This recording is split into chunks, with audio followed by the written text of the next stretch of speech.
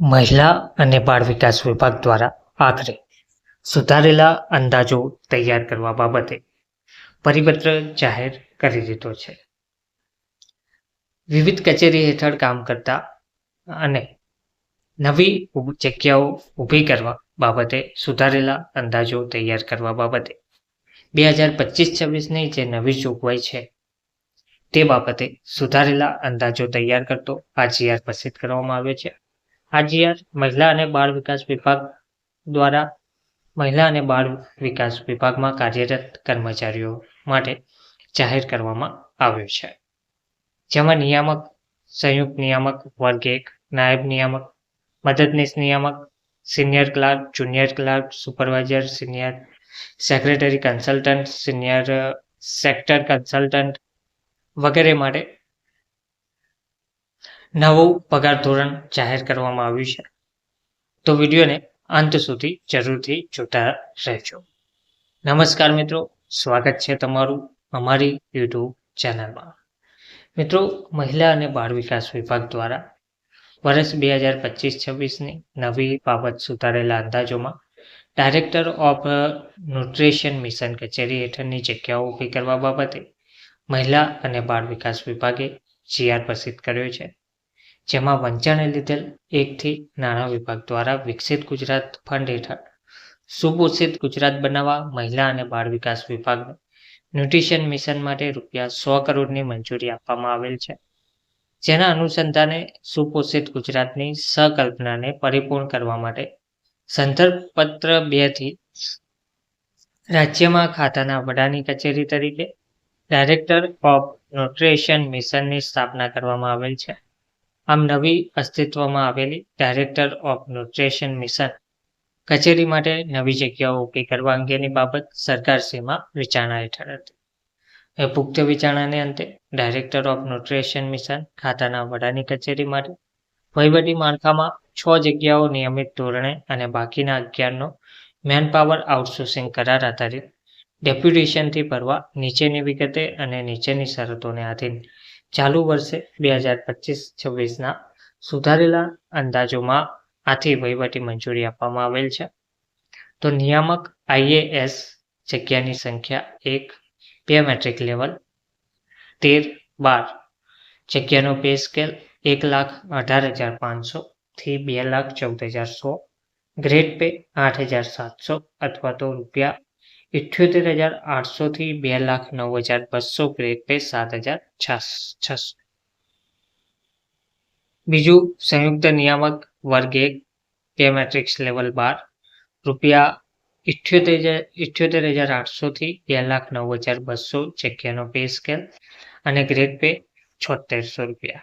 નાયબ નિયામક હિસાબી વર્ગ 1, pay matrix level 11, pay scale 67,700 થી 2,08,700, ગ્રેડ પે 6600. મદદનીશ નિયામક પ્રોગ્રામ અધિકારી વર્ગ 1, pay scale pay matrix level 10, pay scale 56,100 થી 1,77,500, ગ્રેડ પે 5,400. તે જ રીતે સિનિયર ક્લાર્ક વર્ગ 3, પે મેટ્રિક્સ લેવલ 4 અને જગ્યાનો પે સ્કેલ 25,500 થી 21,100, ગ્રેડ પે 2,400. જુનિયર ક્લાર્ક વર્ગ 3, તેમાં પે મેટ્રિક્સ લેવલ 2 અને જગ્યાનો પે સ્કેલ 19,900 થી 63,200, grade pay 1900. Senior sector consultant માટે સબ્જેક્ટ એક્સપર્ટ યુનિટ પ્રમાણે રહેશે અને સિનિયર સેક્ટર કન્સલ્ટન્ટ ઉમેદવારો માટે પણ ડેટા એનાલિસ્ટ યુનિટ પ્રમાણે પે સ્કેલ ચૂકવવામાં આવશે. તો મલ્ટીટાસ્કિંગ સ્ટાફ માટે પણ જાહેર કરવામાં આવે છે, સુધારા વધારા કરવામાં આવે છે. તેમાં સ્ટેનો, ડ્રાઈવર, પ્યુન વગેરે કર્મચારીઓનો સમાવેશ થાય છે. તો ભરતી અંગેની જે સામાન્ય શરતો છે તે સદર જગ્યાઓને વહીવટી મંજૂરી મળેથી કેડર પોસ્ટ કરવાની અને કેડર સ્ટ્રેન્થમાં સમાવેશ કરવાની રહેશે.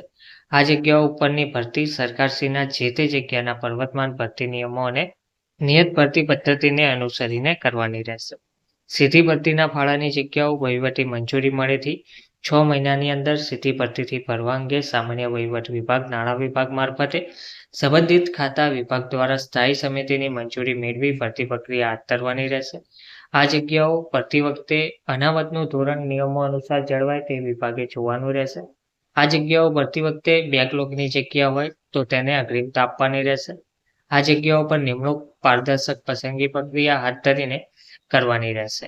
તેમજ કમ્પ્યુટરની જાણકારી માટે પ્રવર્તમાન ભરતી નિયમો અનુસાર ઉમેદવાર નિયત થયેલ કમ્પ્યુટર કૌશલ્યની પરીક્ષા પાસ કરેલ લાયકાત ધરાવતા હોવો જોઈએ અને રાજ્ય સરકાર દ્વારા વખત નિયત કરવામાં આવેલ ભાષાકીય, ખાતાકીય પરીક્ષાઓ નિયત તકમાં ઉત્તીર્ણ કરવાની રહેશે.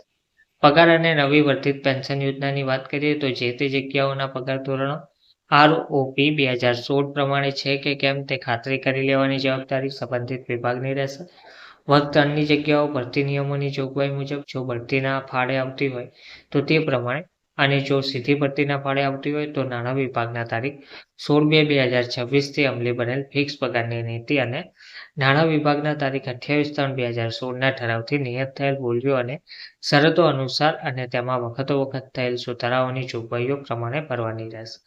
સીધી ભરતીથી નિમણૂક પામનાર ઉમેદવારને નિયમિત નિમણૂક મળ્યા બાદ નાણાં વિભાગના તારીખ 18/3/2005ના ઠરાવ ક્રમાંક નગરપાલિકા 2003 GOI 10ની જોગવાઈ પ્રમાણે રાજ્ય સરકાર દ્વારા તારીખ 1/4/2005થી દાખલ કરવામાં આવેલ નવી વર્ધિત પેન્શન યોજના હેઠળ આવરી લેવાના રહેશે. જગ્યાઓની મુદત અને સેવાઓ અંગે વાત કરીએ તો આ નવી મંજૂર કરેલ જગ્યાઓ જે તે નાણાકીય વર્ષના અંત સુધી ચાલુ રાખવાની મંજૂરી આપવામાં આવે છે.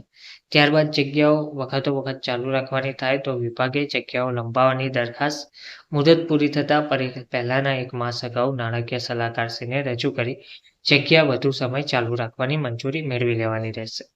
સીધી ભરતીના ફાળાની નવી ઊભી થયેલ જગ્યાઓ સેવાઓ કરાર આધારિત આઉટસોર્સથી લેવાની જરૂરિયાતના સંજોગોમાં અચૂક નાણાં વિભાગ કરકસર પ્રભાગની પૂર્વ મંજૂરી મેળવી લેવાની રહેશે.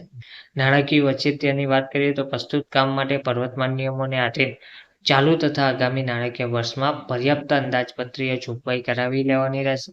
આ નવી મંજૂર કરેલ જગ્યા અંગેનો ખર્ચ નાણાં વિભાગ દ્વારા વખત ફાળવવામાં આવતી ગ્રાન્ટની મર્યાદામાં જે તે નાણાકીય વર્ષમાં જગ્યાઓ ભરાય ત્યારથી કરવાનો રહેશે. આ અંગેનો ખર્ચ રાજ્ય સરકારના સ્થાયી તેમજ વખત લાગુ પડતા ઠરાવ, પરિપત્રો અને નિયમોની જોગવાઈઓ મુજબ નિયત પદ્ધતિથી કરવાનો રહેશે. આ મંજૂરી અંગે કરવાના થતા ખર્ચ અંગે નાણાકીય ઔચિત્યના સિદ્ધાંતોનો અમલ કરવાનો રહેશે. આ મંજૂરી અન્યથા ફાળવેલ ગ્રાન્ટનો અન્ય હેતુ માટે ઉપયોગ કરી શકાશે નહીં. બચત રહેતી રકમ વર્ષના અંતે સરેન્ડર કરવાની રહેશે. યોજના હેઠળ નિયત કરવામાં આવેલ શરતોનું ચુસ્તપણે પાલન કરવાનું રહેશે. સદર વહીવટી મંજૂરી અન્યથા સતત 3 વર્ષ સુધી ખર્ચ ના થાય તો આ વહીવટી મંજૂરી આપોઆપ રદ ગણાશે. ડાયરેક્ટર ઓફ ન્યુટ્રિશન મિશનનું 5 વર્ષ બાદ પુનઃમૂલ્યાંકન પણ કરવાનું રહેશે. સદર નવી બાબતોની અમલ યોજના ચાલુ રહેશે ત્યાં સુધી કરવાની રહેશે. તો ઉક્ત મંજૂરી અંગે 6 નિયમિત જગ્યાઓના પગાર ધોરણના ચૂકવણાનો ખર્ચ 106/22/36/02/101/24 સદરે તેમજ અન્ય ખર્ચ જેમ કે કન્સલ્ટન્ટના પગાર અને કચેરી ખર્ચના ચૂકવણા 19/22/36/02/101/01 બજેટ સદરે કરવાનો રહેશે. તો આ ઠરાવ વિભાગની સરખા ક્રમાંકની ફાઇલ પર સરકારશ્રીની તારીખ 22/12/2025 અને નાણાં વિભાગની તારીખ 30/1/2026ની નોંધથી મળેલ મંજૂરી અન્યથા બહાર પાડવામાં આવે છે. ગુજરાતના રાજ્યપાલશ્રીના હુકમથી અને તેમના નામે મહિલા અને બાળ વિકાસ વિભાગ દ્વારા વર્ષ 2025-26ની નવી બાબત સુધારેલા અંદાજોમાં ડાયરેક્ટર ઓફ ન્યુટ્રિશન મિશન કચેરી હેઠળની જગ્યાઓ ઊભી કરવા બાબત અને નવો સુધારેલો પગાર ધોરણ પે મેટ્રિક્સ પ્રમાણે ચૂકવવા બાબતે GR પ્રસિદ્ધ કરવામાં આવ્યો છે. ધન્યવાદ.